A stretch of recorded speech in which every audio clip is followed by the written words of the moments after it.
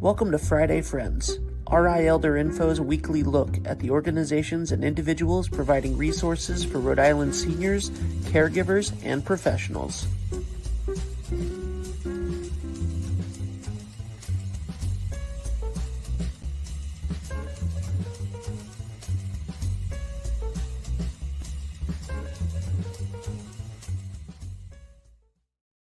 Good morning, everybody. Happy Friday. I am so glad that you were able to join me, Deb Burton, Executive Director of RI Elder Info and host of the weekly streaming podcast show, Friday Friends, where we bring you information and resources that you or someone you know needs to know about. So please make sure you hit the like button, the share button, the bells, the whistles, the follow, all of those social media cues that say, hey, check this out. Because today we are speaking with someone located here in Rhode Island, but we are actually discussing a program that is available in all 50 states, Puerto Rico or Guam. So please make sure that you share this video widely so that we can get this information out to as many people as possible. Now, in the month of June, we focus our information and resources on raising awareness of elder abuse and reporting. And today's guest is going to share what information and resources are available for when individuals are living in a long-term care setting. So super important. So I really do hope that you'll be able to share this information out because it is something that is absolutely critically needed. Now, as you all know, we are a 501c3 nonprofit, and we could not do this without the help of our sponsors. So a big shout out to Point 32 Health Foundation, United Healthcare, and especially McCarthy Law. Here's a message from McCarthy Law. Here at McCarthy Law, we practice in the areas of estate planning, long-term care planning, elder care law, and residential real estate. Our focus is really on providing peace of mind to our clients. If you're interested in scheduling a consultation with our office, you can feel free to reach out to us at 401-541-5540. You can also reach out via website at www.mccarthylawri.com. You also should check out our social media, both on Facebook, Instagram, and LinkedIn for some helpful tips and tricks. Welcome, Lori Light, the new Rhode Island Long-Term Care Ombudsman. How are you? Good. Hi, Deb. Thanks so much for having me today. Absolutely. So the term ombudsman, that's kind of a word a lot of people aren't familiar with. Can you start by giving us an overview of what the Rhode Island Long-Term Care Ombudsman Program is? Like what does it do? Sure. So the Rhode Island Long-Term Care Ombudsman is a federally mandated state program. As you said, every state has a long-term care ombudsman program. We are a resident-centered and resident-driven program. We advocate on behalf of residents in long-term care facilities, receiving home care or hospice services. And like I said, we're resident driven. So our goal is to ensure that residents' rights aren't being violated, that they know what those rights are, and that their quality of life is the best that it can be. Oh, I love that. I feel like that's a topic that is not spoken about enough. So who exactly do you advocate for when you say it's resident driven? Like residents of what kinds of long-term care settings? So residents of nursing homes or assisted livings, residents or people who are receiving home care services or hospice services. Okay. And it's the residents themselves. It's not like if the facility, I don't know, is upset with a client, it is a resident. Does it go that way? Or is it, Mrs. Smith lives in the facility and has some concerns? So here in Rhode Island, we are in every facility in the state at least once a quarter, but much more often, typically. And we go back to, we take our direction from the resident. I'm not to say that facilities don't call us at times. In a situation that where a facility, a nursing home or assisted living would call us and say, we have this concern about this resident or we have this going on, What we do then is we would go and speak with the resident themselves and see if they want us to be involved. If they don't, we walk away. We don't do anything without permission of the resident and or their legal representative if they don't have capacity to express their own desires, wants, needs. And so the complaint or the concern can really come from anywhere, but it's driven by what the individual, what the resident wants us to do, or whether they want us to be involved or not. Okay. Now, what are some of the most common concerns or complaints that residents or families bring to your office? So I think it's a wide spectrum, right? It can be something that seems like it's really not a big deal. For example, maybe, a resident's like, my scrambled eggs are cold every morning, right? But that can be, it's a quality of life issue, right? We enjoy our food. We want to have a hot meal. So it could be that on that end of the spectrum, or it could be something more serious, like there are concerns over abuse or neglect, or exploitation. So it's a wide range of things. It could be that somebody's hearing aids are missing, or their dentures are missing, their glasses are missing. Maybe there's issues with roommates. It can be anything that we can get involved with. Again, as long as it's that is the resident's wish as far as to be involved. Wow. So say, for instance, somebody does have a concern. Maybe it's a family member who thinks something's not quite right, or maybe it's the resident themselves. Mm-hmm. Can you walk us through like what happens when somebody contacts your office with a concern? Like how do you guys get involved? How do they find you? So, all of our information is supposed to be posted throughout facilities throughout the state.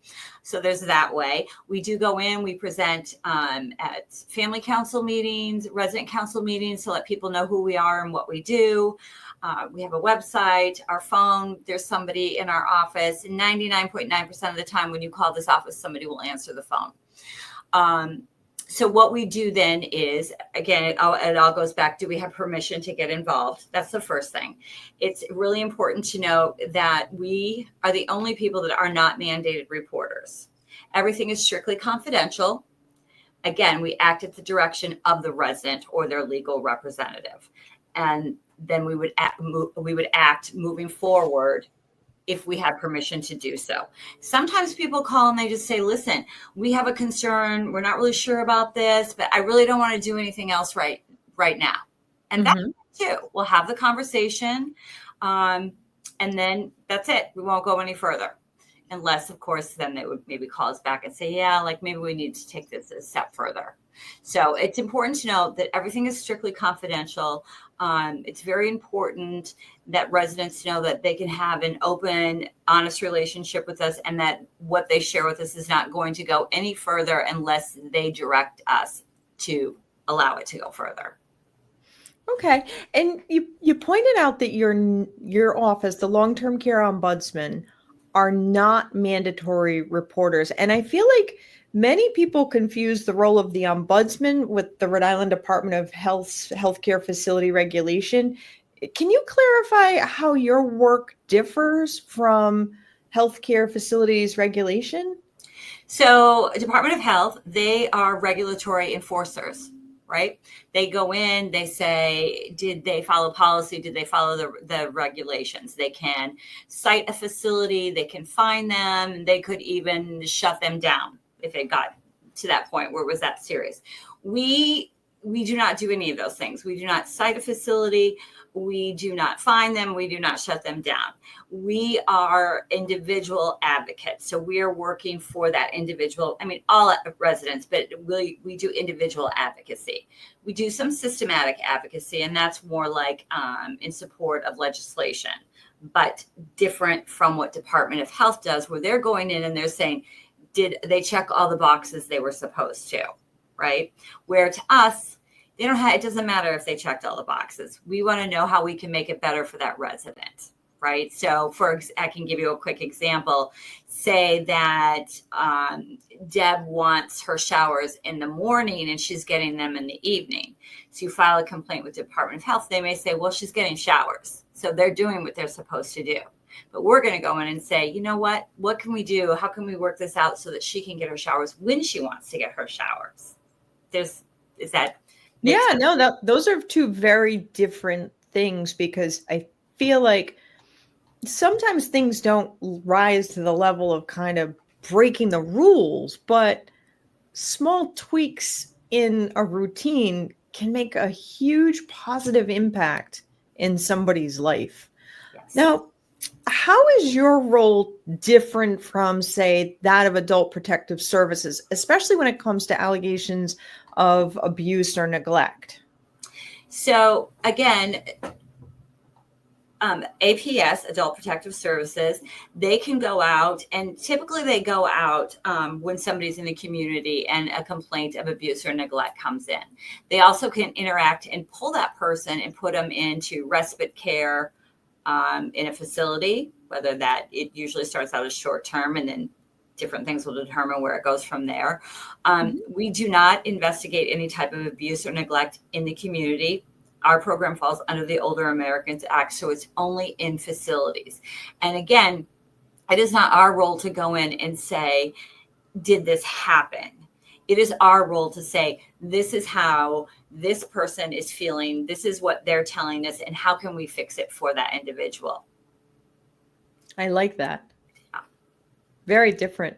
Now, you had mentioned everything's confidential, so you don't share unless somebody, a resident, chooses to have their name shared. It all remains confidential.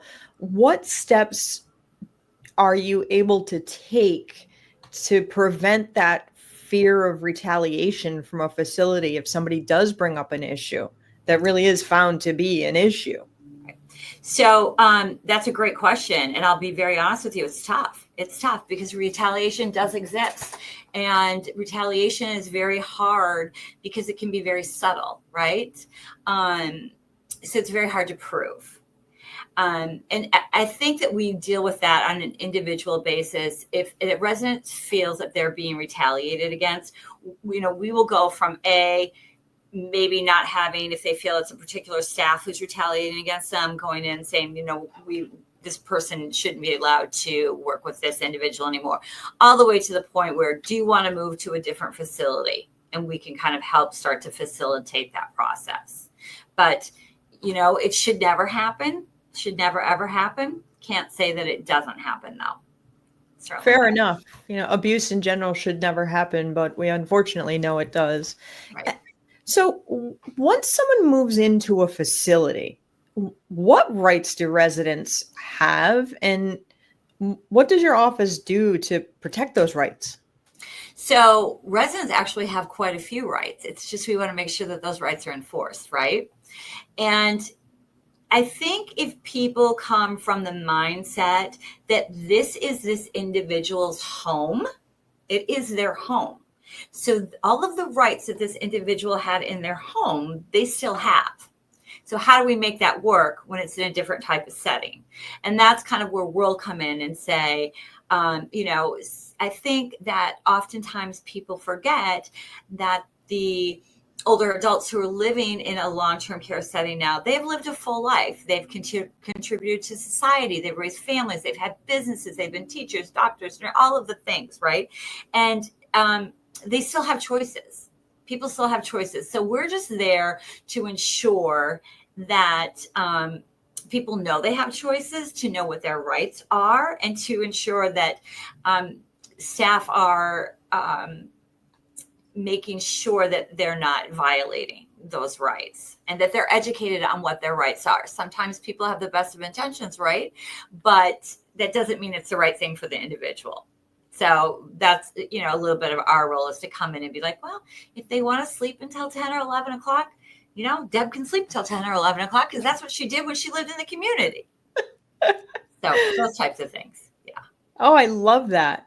Can you share without naming names, can you share a success story that really illustrates the impact of the Ombudsman program? So, and I hadn't mentioned this thus far, but we also do get involved in situations where there are guardianships or power of attorney. I think a lot of times people forget that, or maybe they don't know, that a power of attorney does not go into effect until somebody is not able to make their own decisions, right? Or to express their own desires, wants, needs. And even when an individual has a guardian in place, that guardian is still charged with doing what's best for the individual based on what they know would probably be what the individual wants, right? So I'm going to give you a situation, and the name has been changed, but I'm going to talk to you about my friend Louise, who Louise is, she's early 70s, an individual who was diagnosed when she was younger with an intellectual disability, and she has a guardian in place. And she, many times over the years, had expressed to different agencies and doctors and so on and so forth that she was in fear of her guardian, that her guardian was not treating her well. So Louise had ended up breaking her arm, and she landed at the hospital. From the hospital, they sent her into a long-term care facility, and she was making these statements about her guardian. And this is kind of an extreme case, but they ended up calling the Ombudsman's office. We got involved, and Louise now is in the process of removing her guardian, who was not good to her. And she's thriving. She's loving her life. She is living in a long-term care facility, but life is good for her now. So I think that because of our involvement, we recognize right away that she, even though she was diagnosed with a disability, she's still able to express her needs and wants, and also her fear, most importantly. So that's one success story that I'm really proud of, because we made it. There was a big difference in Louise's life after that. Yeah, I would imagine, if someone's not treating you well and they have the authority to make all your decisions, it can leave people in quite a pickle. So that's unfortunate. That's not okay. So I'm glad you guys were able to help to resolve that. Now, how can family members or caregivers or even facility staff reach out if they have questions or concerns or want to learn more about the long-term care ombudsman, or they have something that they want you to address? Sure. They can call us anytime, even after hours. The messages will come directly to me. Our phone number, I can get all that information if you put it up after. Or they can go on our website and send a confidential message that will come directly to me, asking us to contact them. Or, if they're in a facility and they see an ombudsman walking through, they can just pull them aside and ask them a question. I love that. Are you guys in the facilities often? We are. We're in facilities daily. We definitely are in every facility in the state, whether it's a nursing home or an assisted living, at least once a quarter. But like I said, more often than that, typically. And we've just started a new program where we're in facilities in the night, at nighttime hours and weekend hours to be more accessible. So when families typically tend to be in the facility visiting. How will people know that it's an ombudsman? Do you have badges or uniforms, or how would folks know? We always wear a badge when we're in the facility that says ombudsman. Yeah. Mm-hmm. Okay, so if somebody and again, our information should be posted in the facility, so we're always checking for that. But it should be posted throughout the facility on how to contact us. Okay, and that's the 785-3340 number. Correct. Awesome. Now, what advice do you have for someone, say, who's about to move into a long-term care facility, or their loved ones, in terms of knowing their rights and advocating for quality of care? Right. So, before going into any facility, I would suggest doing a visit at a couple different times. I go in on a weekend, I go in at night, I go in during the day. I take in all the things, all the smells. What are people doing? Are people up, engaged, dressed? What does the food look like? I would meet with the administrator and ask questions like, what are your staffing ratios? What do you guys do for activities? How do you handle complaints? All of them. Do you have a resident council? Do you have a family council? And then, I think that when people move in, they're given a packet, and there's a lot of information in there. There's supposed to be information on our program and residents' rights, but I think that again, it's a lot of information. Sometimes it can get lost in the shuffle. We do have resident rights trifolds that we leave in the facilities. But if there's any questions on rights, I would say give us a call. We can answer that question for you. I would also tell people, be involved in your person, or if you are the person, be involved in your care plan meeting. Okay, go to that meeting, ask the questions. If goals are set for you, well, how are you going to achieve those goals? And I think it's really important for families to be as involved as they possibly can for their loved one once they move into a facility. And people need to remember too, that's a transition time. That's a big transition to go from being in the community in your own home, condo, wherever you live, right? And then most people are likely have a new roommate and they have much less space for all their belongings. So people need to be very mindful of the transition and how hard that can be for somebody. Absolutely. You're right. It is a lot of things coming at the person all at once, a lot of loss, a lot of changes. I feel like there's so much more that we could talk about. Would you be willing to come back on the show maybe on a quarterly basis to share more information and resources with people? Oh, I love that, Deb. I'd love it. Yeah, because this is one of those areas that I feel like a lot of people, they don't understand that there is help available and what kind of help might be available. So we see that often, where I feel like for families especially, they feel very isolated. They feel like this is just maybe we're just the ones going through this, and that's not the case. And we definitely are here to support. And again, it's confidential. There's no charge, and we work at the direction of the resident or their family. So, oh my goodness. And just out of curiosity, do you need volunteers or support or help getting the word out? We need all of the above. All of the above. Our volunteer program is something that we rely on greatly, but we ask a lot of our volunteers, right? They have to go through the training, they have to get a BCI completed, a background criminal investigation done, and then we have an ombudsman who works very closely with them as they start to go into facilities on their own. But we love our volunteers. They're crucial to the program. If anybody is interested in volunteering, please reach out to us and absolutely spread the word, because it's just better for the people in those living situations. Yeah. Awesome. Lori, I'm so glad that you took the time out to come on the show today. I know you've got like over 200 facilities in the state that you have to look out for. So I appreciate it. I kept you longer than I said I would too. So I look forward to having you back on the show. And I greatly appreciate you coming on. That was my pleasure, Deb. Thank you so much. Thank you. Everybody, this is one of the programs that is, again, a federal program. It is in all 50 states, Puerto Rico, or Guam. And you can just Google the state and the term long-term care ombudsman, and you will get the information if you have a loved one who is residing in a facility in another state that would like an advocate that is there for them. Very helpful for long-distance caregivers. And again, if you are someone who is residing in a long-term care setting, or you have a loved one in a long-term care setting, please feel free to reach out to the long-term care ombudsman here, 785-3340. If you have any questions or concerns about the care that you or your loved one are receiving, Lori has a great team of folks that can come out and address those issues to the individual's satisfaction. So again, I am glad that you have all joined me this week. I look forward to seeing you all again next week. In the meantime, be well and be kind.